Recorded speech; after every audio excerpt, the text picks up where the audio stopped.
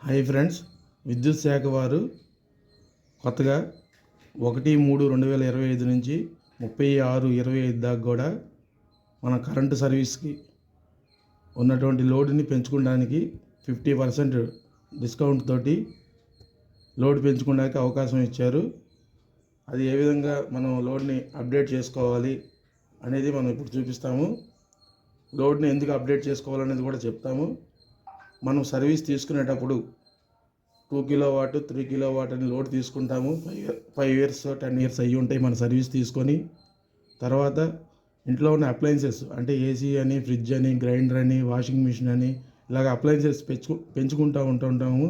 అయితే దానికి తగ్గ లోడ్ కూడా వెంటనే డిపార్ట్మెంట్ వారికి అప్లై చేసి మనం లోడ్ని పెంచుకోవాలి.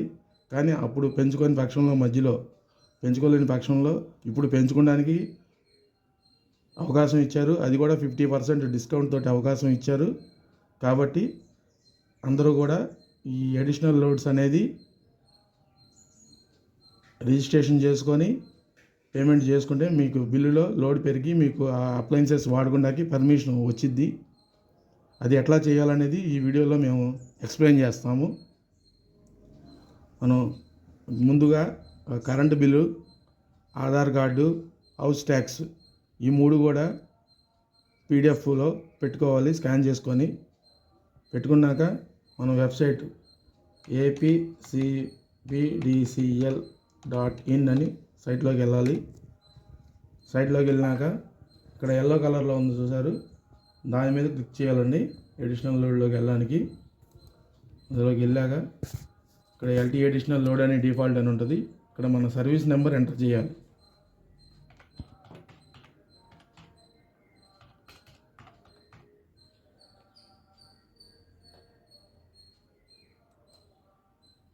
గెట్ డీటెయిల్స్ అంటాము. ఎంటర్ చేసినాక డీటెయిల్స్ అన్నీ వస్తాయి. ఇక్కడ పిన్ కోడ్ లేదు, పిన్ కోడ్ ఎంటర్ చేసుకోవాలి. స్టార్ మార్క్ ఉందంటే కంపల్సరీ ఎంటర్ చేయాలండి. అవి వితౌట్ ఎస్టిమేట్ అని పెట్టాలండి. ఇక్కడ ఆప్షను కింద ఎస్టిమేషన్ టైప్ దగ్గర వితౌట్ ఎస్టిమేట్ అవసరం లేదు దీనికి.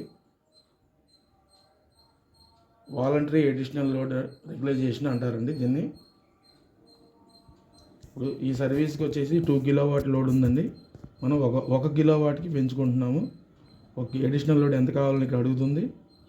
1 అని ఇస్తున్నాము. ఎంటర్ చేయగానే ఇక్కడ టోటల్ లోడ్ 3 అవుతుంది.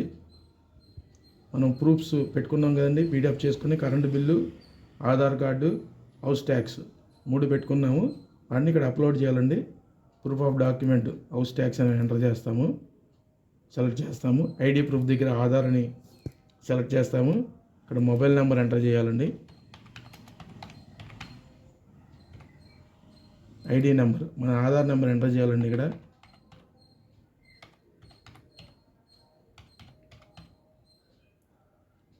తర్వాత కరెంటు బిల్ అప్లోడ్ చేయాలండి. కిందకు వచ్చినాక అప్లోడ్ ఎలక్ట్రిసిటీ బిల్ కాపీ అంటుంది. ఇక్కడ చూస్ ఫైల్లోకి వెళ్ళి మనం ఇందాక స్కాన్ చేసి పెట్టుకున్న